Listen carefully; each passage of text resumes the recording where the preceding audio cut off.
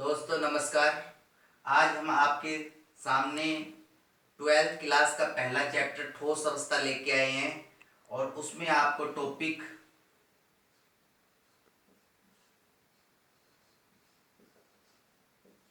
त्रिविम जालक के बारे में बताएंगे।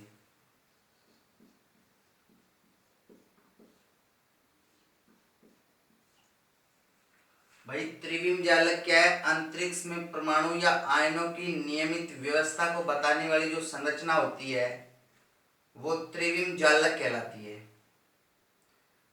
क्या? अंतरिक्ष में परमाणु या आयनों की नियमित व्यवस्था को बताने वाली संरचना त्रिविम जालक कहलाती है। जैसे अब मैं आपको त्रिविम जालक और मात्र कोष्ठिका के बारे में बताता हूं, तो आप ध्यान से देखो दोस्तों।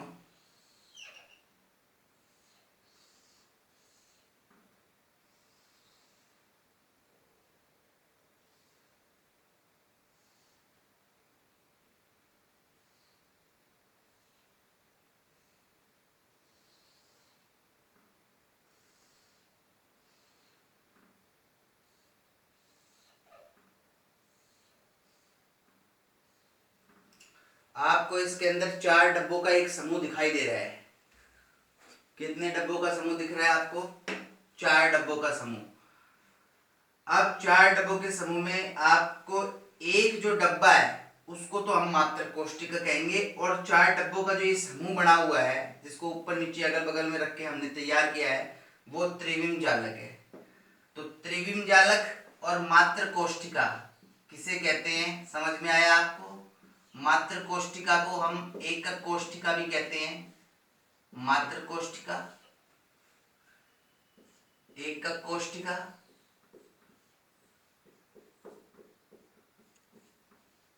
या इसी का नाम है यूनिट सेल। तो मैंने आपको बताया कि त्रिविम जालक क्या है? अंतरिक्ष में परमाणु या आयनों की जो नियमित व्यवस्था उसको बताने वाली संरचना त्रिविम जालक है। और त्रिविम जालक की वो सूक्ष्मतम इकाई, जैसे आपको 4 डब्बों में ये एक सूक्ष्मतम इकाई एक डब्बा दिख रही है, तो ये एक डब्बा ही क्या है? एकक कोष्ठिका, मात्रक कोष्ठिका या यूनिट सेल। तो त्रिविम जालक की सूक्ष्मतम इकाई जिसकी प्रत्येक दिशा में बार बार पुनरावृत्ति से त्रिविम जालक का निर्माण होता है वो क्या कहलाती है? मात्रक कोष्ठिका। ये मात्रक कोष्ठिका और मात्रक कोष्ठिका से बना हुआ ये समूह जो है वो क्या कहलाएगा? त्रिविम जालक कहलाएगा। अब हम मात्रक कोष्ठिकाओं के प्रकार के बारे में समझेंगे। आपने देखा मात्रक कोष्ठिका, त्रिविम जालक की एक सूक्ष्मतम इकाई क्या कहलाएगी? मात्रक कोष्ठिका। मतलब इन 4 डब्बों में से एक छोटा सा एक डब्बा क्या है? मात्रक कोष्ठिका या एकक कोष्ठिका या यूनिट सेल। अब हम लेके आए कि मात्रक कोष्ठिका के प्रकार कितने होते हैं। तो सबसे पहला जो प्रकार है उस पे ध्यान देंगे हम, SCC, सिंपल क्यूबिक सेल, सरल घनीय एकक कोष्ठिका। कौन सी? सरल घनीय एकक कोष्ठिका या सिंपल क्यूबिक सेल। तो सिंपल क्यूबिक सेल की बात करते हैं अपन। तो सिंपल क्यूबिक सेल में आपने देखा कि एकक कोष्ठिका, मतलब आपने देखा ये एक कोष्ठिका है, एक यूनिट सेल है। तो सिंपल यूनिट सेल किसे कहेंगे अपन?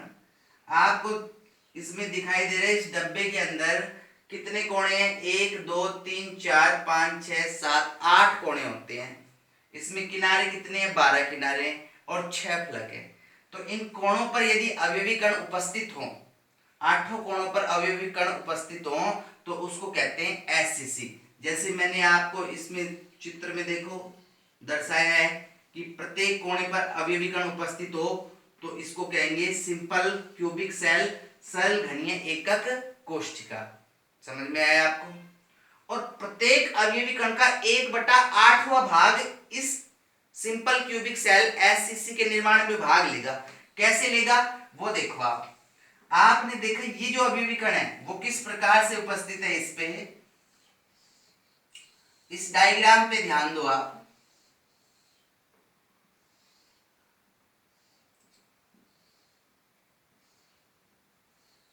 जैसे आप ये देख रहे हो, ये चिक्कू है या सेव है, इसको दो भागों में बांटे, तो दो भागों में बांटेंगे तो भाई एक भाग है इस प्रकार का और दूसरा भाग इस प्रकार का आ जाएगा। ठीक है, फिर हमने इसको काटा तो इसके चार भाग हो गए, एक भाग ये इस प्रकार का हो गया, दूसरा भाग आपका इस प्रकार का हो गया। ठीक है, अब यदि और काटें तो आपको एक इस प्रकार का हिस्सा प्राप्त होगा। ये कौन सा भाग है? एक सेव का 8वां भाग। अब किस प्रकार से, मतलब इस एक गोले का 8वां भाग प्रत्येक कोणों पर उपस्थित है। किस प्रकार से देखो आप, मैं आपको इसमें दिखाता हूं। ये प्रत्येक अवयवी कण का 8वां भाग है, ये देखो। तो ये संरचना किसकी होगी? ये संरचना होगी एससीसी की, सिंपल क्यूबिक सेल की। अब आप देखो भाई, एक गोला था उसको मैंने काट लिया था, तो ये कौन सा भाग हो गया? 8वां, मतलब 1/8। तो 1/8 8 कोणों पर उपस्थित है, तो इसका मतलब हो गया इन सबको जोड़ेंगे तो एक ही बनेगा। तो सबसे पहले हम निकालेंगे एससीसी में अवयवी कणों की संख्या कितनी होगी। ये कौन सा एकक कोष्टिका है? सल घनीय एकक कोष्टिका, मतलब एससीसी। उसमें अवयवी कणों की संख्या, ये बहुत ही सिंपल सा है। कितने कोणे हैं भाई? 8 कोणे हैं, 8 कोणे, और प्रत्येक कोणे पर अवयवी कण का कौन सा भाग उपस्थित है? 8वां, मतलब 1/8 बराबर कितना आ गया? 1। तो आपने देखा एससीसी में अवयवी कणों की संख्या कितनी होगी? 1, क्योंकि प्रत्येक का 1/8वां भाग इस पर उपस्थित है। फिर से देख लो कि एससीसी सल घनीय एकक कोष्टिका, मतलब वे एकक कोष्टिका जिसमें अवयवी कण घन के कोने पर उपस्थित हो और प्रत्येक का 1/8वां भाग इस एकक कोष्टिका के निर्माण में भाग लेता है, तो वो क्या कहलाता है? एससीसी। और उसमें अवयवी कणों की संख्या होती है 1। ठीक है सर। अब हम दूसरा ले लेते हैं, एफसीसी। एफ का मतलब है फेस, फेस मतलब फलक, फलक केंद्रित घनीय एकक कोष्टिका। दूसरा प्रकार लेंगे, फलक केंद्रित घनीय एकक कोष्टिका। अब आपने देखा कि एफसीसी मतलब है फलक, तो वे एकक कोष्टिका जिनमें अवयवी कण घन के कोणों के अतिरिक्त फलक पर भी उपस्थित हों, फलक केंद्रित एकक कोष्टिका कहलाती है। जैसे घन के कोणे 8 पर अवयवी कण उपस्थित हैं, उसके अलावा इस घन में डब्बे में कितने फलक होते हैं? 6। जैसे आपको डस्टर दिख रहा है, इसमें कितने फलक हैं? 1 2 3 4 5 6। तो अवयवी कण 6 के 6 फलकों पर उपस्थित होगा, और प्रत्येक अवयवी कण का 1/2 भाग, मतलब जैसे ये सेव दिख रहा है, इसका दूसरा भाग इस पर उपस्थित होगा। तो आपने देखा कि इस पर भी उपस्थित होगा, इस पर भी उपस्थित होगा, इस पे, एक उस वाले पे और एक इस वाले पे। तो प्रत्येक पर अवयवी कण उपस्थित है फलक पर। ठीक है, अब जैसे ये आपको इस डायग्राम में दिखाई दे रहा है, तो ये जो फलक दिख रहा है, इस पर फलक पर अवयवी कण का आधा भाग, प्रत्येक अवयवी कण का आधा भाग उपस्थित है।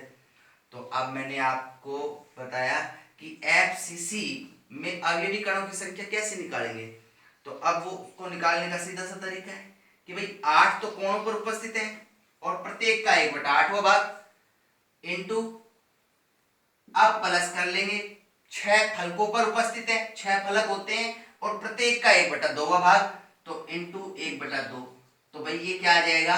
8 से 8 डिलीट हो गया, 1 और 2 3 6, तो ये आ गया 4। तो एफसीसी में अवयवी कणों की संख्या कितनी आएगी साहब? 4। Any problem? No problem. उसके बाद हम ले लेते हैं तीसरा प्रकार, बीसीसी। बीसीसी मतलब बॉडी सेंट्रेड क्यूबिक सेल।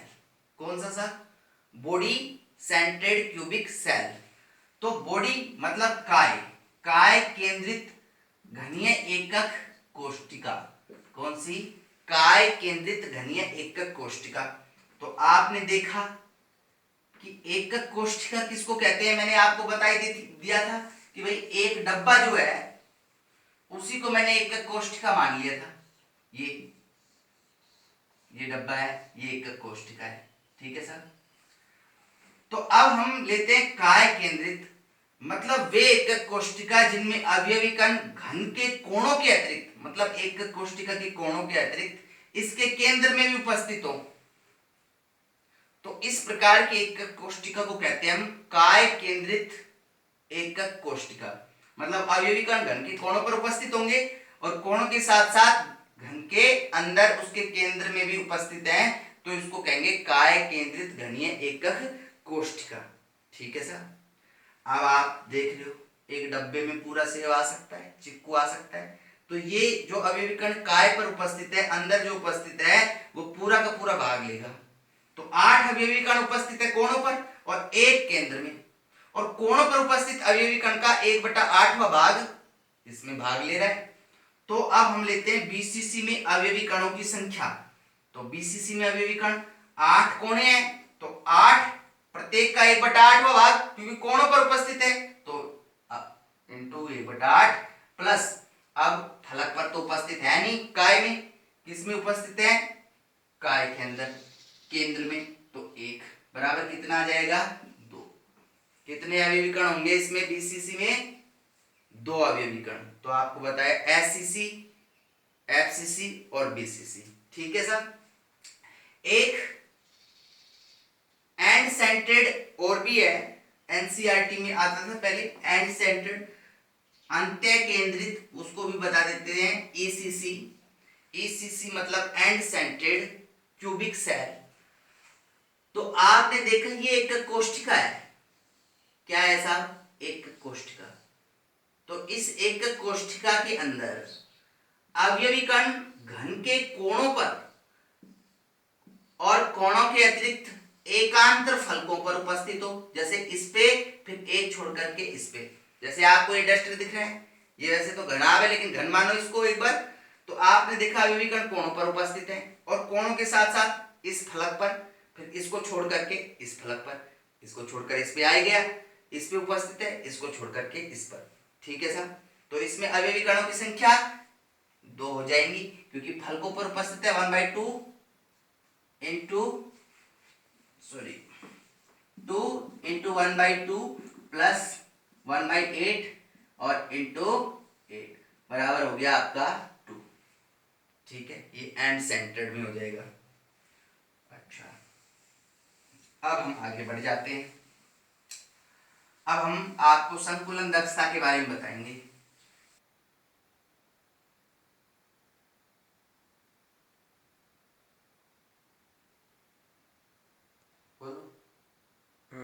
अब हमारा नेक्स्ट पॉइंट है संकुलन दक्षता।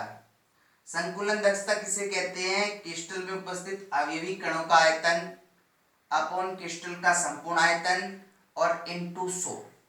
इस सूत्र की सहायता से हम संकुलन दक्षता निकाल सकते हैं। अब आप एक चीज देखो, जैसे ये कटोरी है और कटोरी को मैं ये आलूओं से भर दिया,